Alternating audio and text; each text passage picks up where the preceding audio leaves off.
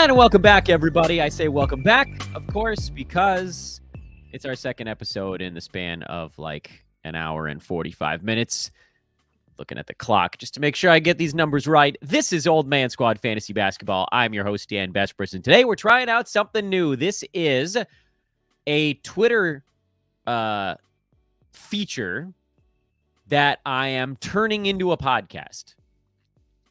This is like when they turn a video game into a movie. This could be an absolute train wreck, or it could be the greatest show of all time. I'm looking at you, Street Fighter, the movie. What the hell am I actually doing today? Well, if you saw the title, you probably already know. These are the 10 most added players in Yahoo Fantasy Basketball today. Just to clarify, these are not my 10 favorite players to add in fantasy basketball. These are the players that have been added the most over the last, I guess it's about a half day, because I think they start tracking around midnight Pacific time. So these 10 players have been added to more Yahoo Fantasy Basketball rosters than anyone, and we are going to look at them to find out what the hell that actually means. So there you go. Top 10 most added players. Before we do that, please hit the like button, subscribe to what we got going on here at Old Man Squad Fantasy Basketball and just Old Man Squad Sports Network in general, because a heads up, by the way, there are other things that will be available on the YouTube channel. And, of course, we have all these incredible hosts. All of them you can meet in the very much free forever Discord. That link is in the show description. So, yeah, thank you for all of your hard work in helping us spread the word. As I already mentioned, these players have been added more times on Yahoo than anyone else. Let's see if we can understand why that might be. What can we actually learn from this? Well, perhaps there's a name that we've overlooked in our other shows. Maybe someone's schedule is a thing we need to be looking at, or you could be looking at if you're playing in a head-to-head league and you have a few moves to use. Because remember, we did our weekly preview show back over the weekend, and I told you guys, don't do anything until Wednesday, maybe even Thursday, if your Wednesday was full. Or, conversely, maybe the player doesn't belong on the list at all. Let's begin. First name on the list, number 1, the most added player in fantasy basketball right now is Zaccharie Risacher, and we can very easily understand why. Because last night, Risacher went 11 out of 18 from the field and 6 3-pointers. We're just going to overlook the 5 for 9 free throw shooting for a minute. On his way to 33 points, 7 rebounds, 3 assists, 3 steals, 2 blocks, and 0 turnovers. Hell of a ball game for Risacher, who to this point in the year has not really been able to shoot the basketball from anywhere on the floor. He was shooting 38% from overall, 29% from 3. That's including the good games yesterday, by the way. 64% at the free throw line. On his way to 12 points, 3.5 boards, 1.3 assists, a steal, a block, 1.6 3-pointers. We know that at some point, this dude is going to get sort of unleashed on the NBA. What that means, however, is not necessarily all a good thing. Like, look, he was the first overall pick, so obviously the Hawks are going to turn him loose at some point. But what happens with young players in the NBA? What happens with rookies? It tends to be not great. He's 19 years old, for one, so he's going to get pushed around. Yeah, obviously he's got some game, and he's playing on a Hawks team that has a really good point guard, so that's going to help him where he doesn't have to be the guy handling the basketball.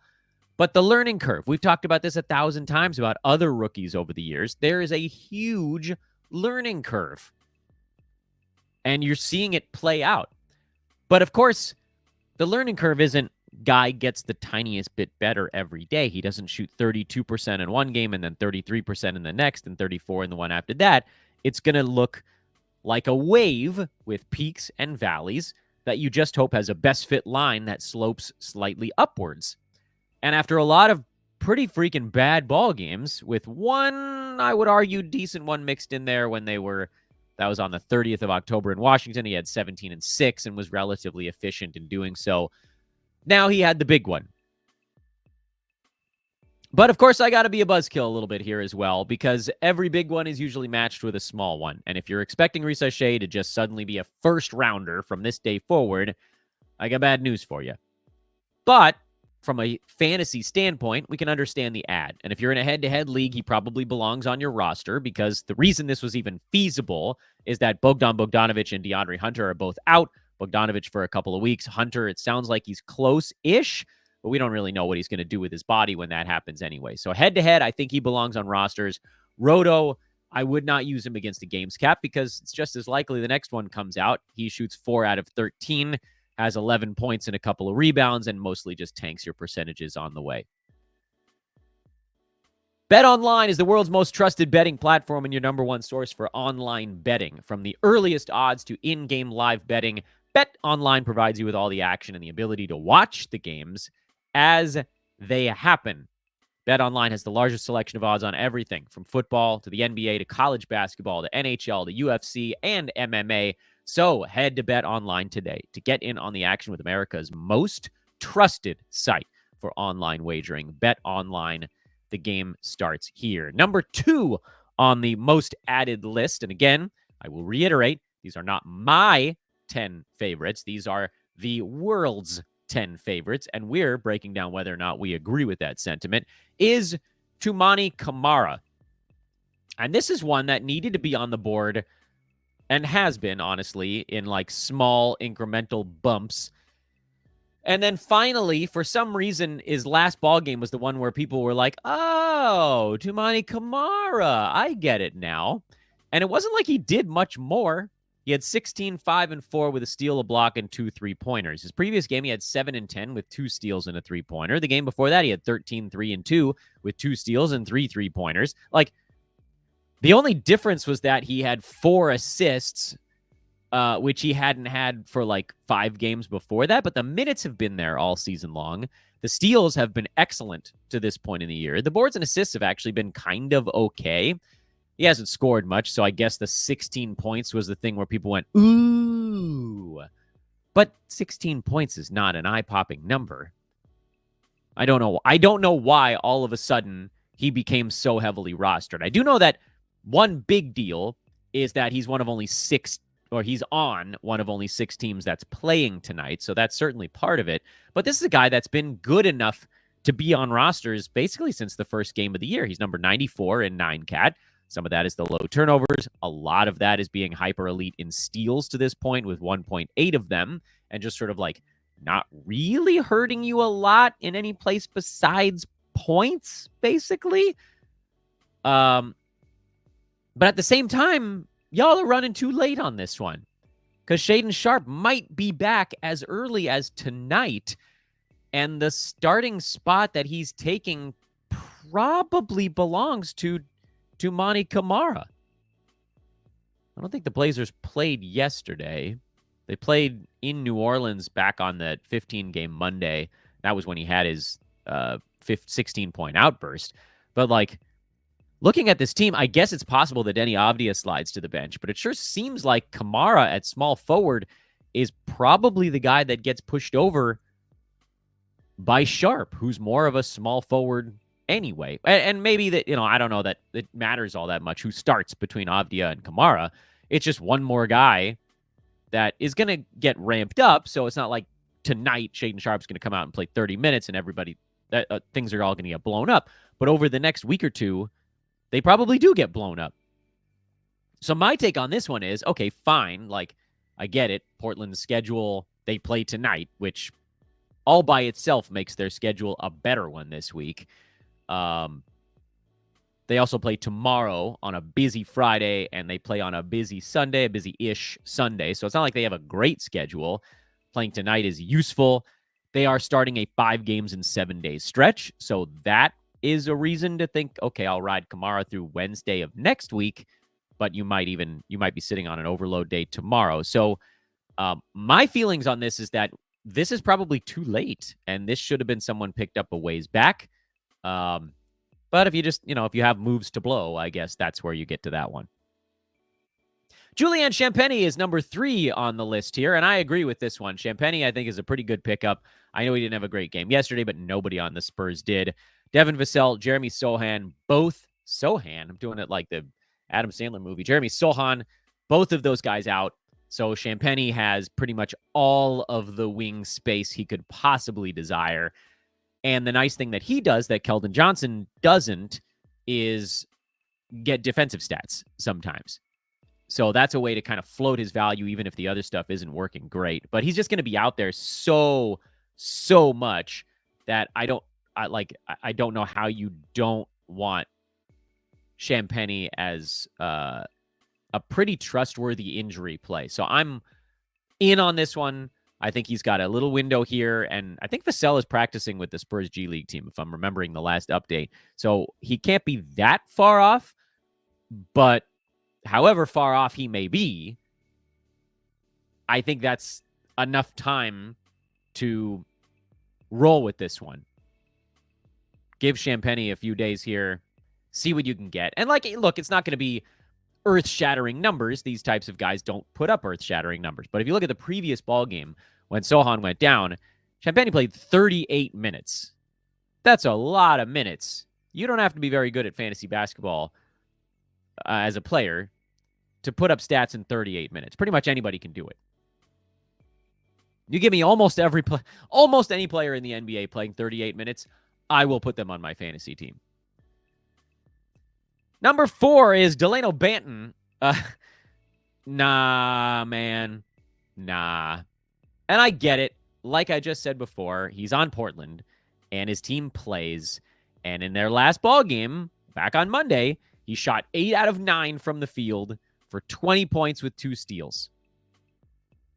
Guys, prior to that game, Banton, who played 12 minutes, by the way, in their game on Saturday, if you really want to get silly with it, prior to that game, he played a grand total of 22 minutes through the team's first 6 ball games, including some DNPs, a 2-minute performance. No. You're not going down this route. Because if he played 9 minutes, the goal with him is probably 9 minutes. That's just too low. I don't think I need to get into the weeds on this one. He's not shooting 8 of 9 again. He's not scoring 20 points in the fourth quarter again. He's going to get a minute or 2 off the bench, and hopefully that works out. And again, if the Blazers are getting healthier, the situation only gets worse. This is a hard pass, even with the fact that they're playing tonight. Hard pass. Russell Westbrook is number 5, and this one I think probably deserves a little bit of exploration because since Jamal Murray went down, Westbrook had a Westbrookian disaster of a first game. He did have 5 steals in it, but oh my Lord. 2 out of 11 from the field, 0 for 4 at the free throw line in that game, and 4 turnovers. Yuck. That's about as bad as it gets. But his last 2 have actually been really, really good. 21 points and then 29 points. He's 14 out of 19 at the free throw line, which is not good, but not backbreakingly bad. He has 4 3-pointers, 12 boards, 12 assists, a couple of steals, and a block over those 2 games. I'm adding it all together right now. And that's obviously a startable amount of stuff in any format. Lord, we hope he doesn't get to the free throw line 9 or 10 times every single ball game.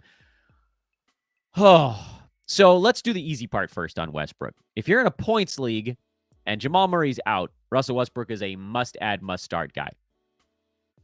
Points leagues, must-add, must-start. If you're punting free throws in a category league, must-add, must-start guy for as long as Jamal Murray is out.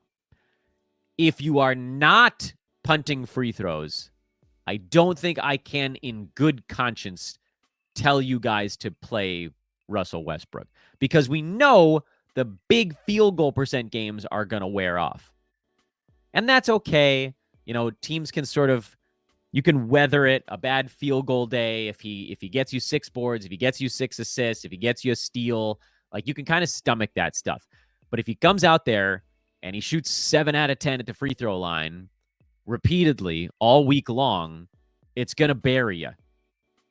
Because the rest of your team isn't taking that many free throws, and Russ is getting to the line at a sickeningly high clip so far this year. 6 times a game in 25 minutes of action. And the shooting's been horrible. Don't get me wrong. He's at 36% from the field, but 10 field goal attempts gets lost in the wash much more easily than 6 free throw attempts. Think about it just from a pure volume standpoint for your head-to-head league. How many free throws has your team attempted Monday, Tuesday, and Wednesday so far this week? 70? How many field goal attempts has your team taken so far this week? Probably way more than that. I'm looking at one league I'm in right now. My team has attempted 250 field goals and 56 free throws.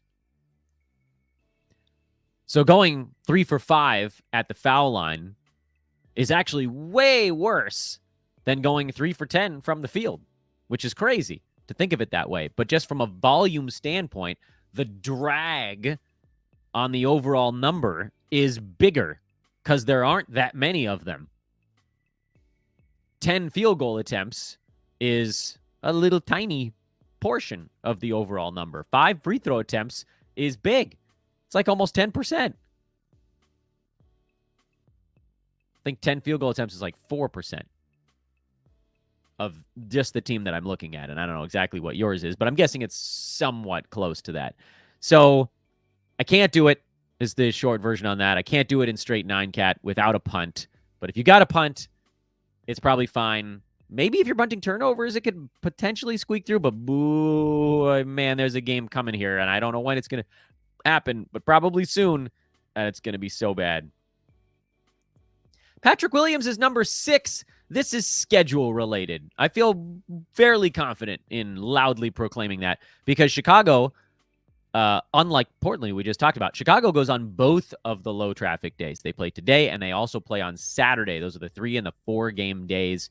They jump over Friday, which is probably an overload day for most of you guys, meaning even if Patrick Williams isn't very good, you're probably going to get 2 games out of Patrick Williams and over the next 3 days, where for most guys you pick up, and he's not the only one, but for most guys you pick up right now, you're probably going to get 1 game out of their pickup on the head-to-head side. Roto, there's absolutely no reason to pick up Patrick Williams. He hasn't been good enough this year, not even close, so just wipe that out of your brain. This is a head-to-head move only, and there are only 3 teams that have that claim to fame. Chicago's 1, San Antonio's another, Utah's the 3rd. So looking back at Julian Champagnie, that makes him an even better ad in the head-to-head side because you get those low traffic days. You can use another move on Sunday if you want to, say, get off of Chicago and get 1 more game before the week ends. But the Bulls do have 4 games next week, too. So if you wanted to kind of squeak a few more out, you could potentially do it. But that Thursday-Saturday pairing of the 3 teams we just mentioned, Chicago, San Antonio, and Utah, that's what makes them somewhat appealing. Otherwise, this is a pretty easy pass.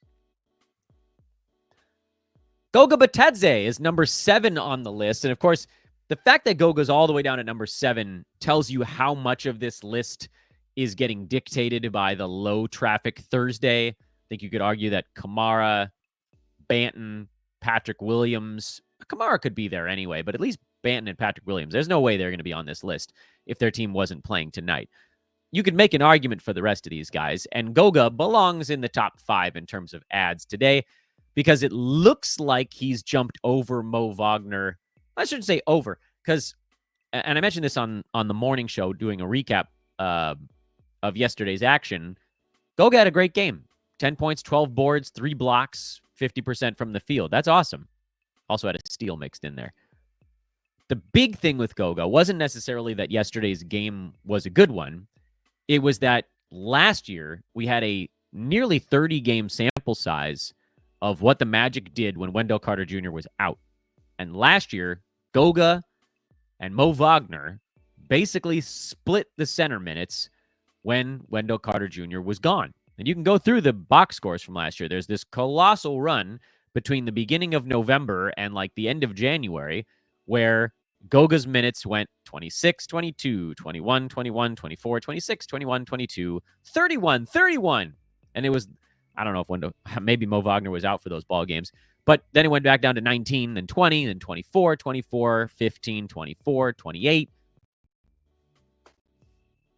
There was no consistency to it at all.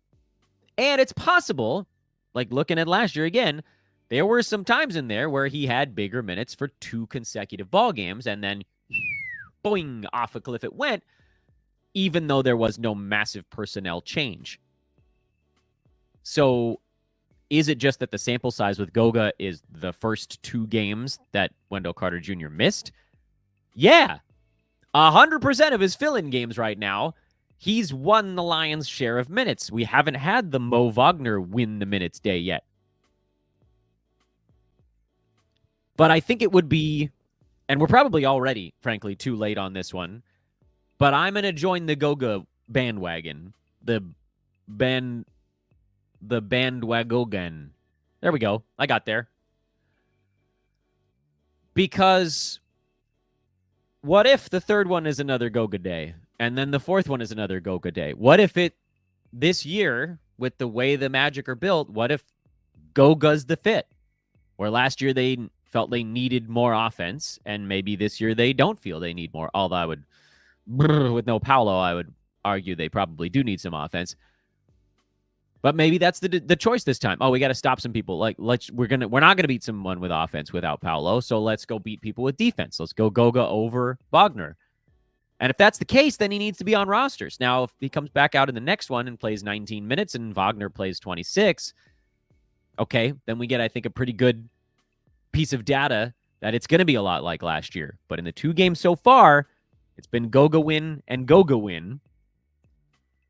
I'm saying weird words mushed together today, and we can't be even later than we already are. So go ahead and pick him up. I'm good with it. Number 8 is Mike Conley, and this one, again, is a weird one because he's still relatively heavily rostered. Not a ton, but they are playing tonight and tomorrow and Sunday. And Minnesota starts a 5 games in 7 day stretch that might, unfortunately, see Conley sit a ball game in there, or maybe 2. If you're in a roto league, you're probably keeping him on your bench. If you're in head-to-head, I've argued over the last, well, season's been just, a shade over 2 weeks. I've argued over those last 2+ weeks that we should probably try to give Conley a little bit more time to try to figure this thing out. He's ranked 131, but he's shooting 30%. And it's hard to visualize what that would mean for him if it was 44 or 45% instead of 30, other than to say, okay, well, at least we know that like scoring would go up by basically 50%. No, that's not true. What is an extra? How many field goals? This is so 30% of 7 is, what is he? Is about 2. He's about 2 out of 7, roughly, and that would go up to about 3 out of 7. So give him another 2 and change points, because odds are one of those would be a 3-pointer every once in a while. So 8 points goes up to like 10 and change. The big issue, of course, is that assists are only at 4.3 and the minutes are at 24. But if he's scoring 10.5 instead of 8 and the field goal percent is not a big drag, then he probably does just kind of inch inside the top 100 with a little bit of room to grow. But then you've got the Dante DiVincenzo stuff going on as well. So I'm okay with Conley as an ad. I don't understand the logistics of this all that well, because he probably should have just been on rosters to see how things were going anyway. But I get it. Shallower leagues, he'll obviously he was a drop. And 12-teamers, folks that are getting impatient, he was a drop, but now he pops back onto rosters because he's playing on a low-traffic day. I think he just belongs as a soft hold guy anyway. So because of that stance, I'm okay with him as an ad for tonight, and then even a little bit beyond that. Keldon Johnson is number 9. This one is just the Julian Champagnie one on a redo. Johnson has a slightly different fantasy game. He's going to score typically more than Champagnie does. But he's going to defend less, and maybe the rebounds will be a little bit better and probably hurts you a little more in free throw and blah, blah, blah. And it all evens out somewhere in the middle. Which of those guys is my preferred one? I would lean Champagnie over Keldon. But again, if you're head-to-head, These guys go on the low traffic days, so I'm totally fine with a Keldon Johnson ad for a Thursday-Saturday pairing. For Roto, I do not have the gall. I don't have the nerds to start Keldon Johnson against a games cap. It could be great, and it could be a dumpster fire. I wouldn't be surprised either way. And yesterday's a tough one because they got blown out, so it's hard to know exactly what to make of that. Keldon played 19 minutes, had 10 and 4. I mean, I would hope that number would be higher in a closer ball game, but you never know. And so Roto, no. Head-to-head schedule stream, sure. And finally, this one I don't understand at all, but Keyonte George somehow slipped onto the board as the number 10 one. And I say I don't understand it, not because I don't think Keyonte George should be added. I get it. Utah's got the Thursday-Saturday pairing I just talked about. I was just very surprised to see him on this list because I thought he was rostered enough where it wasn't going to be possible. Keyonte George is 80% rostered and still somehow managed to slip into that number 10 spot on the most added Yahoo board. I didn't think there was room for him. How the hell?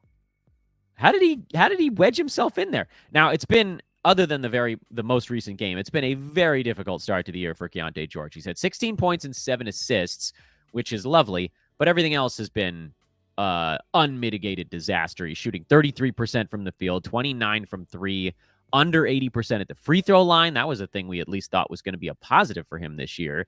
He doesn't get steals or blocks. We saw that last season. We knew the turnovers were going to be extraordinarily high. He is effectively a punt field goal, punt turnover, possibly punt steals guard to really get him into value so far.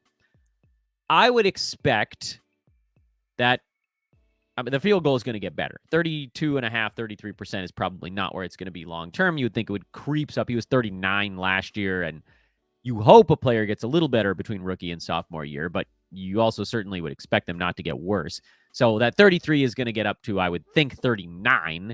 That makes him a little bit less of a total dumpster fire. And the free throw probably gets up into the low to mid 80s, I would think. And so at that point, it becomes an easier sell to say, hang on to this guy. But he's a build dude. You cannot play this guy in Roto. He is ruining your team in Roto leagues. He's doing so much more damage than good. Head-to-head, if you're not competing in field goal percent, doesn't matter. Great. A lot of head-to-head players punt turnovers right out of the bat. So, great. There you go. You got a double punt with Keyonte George.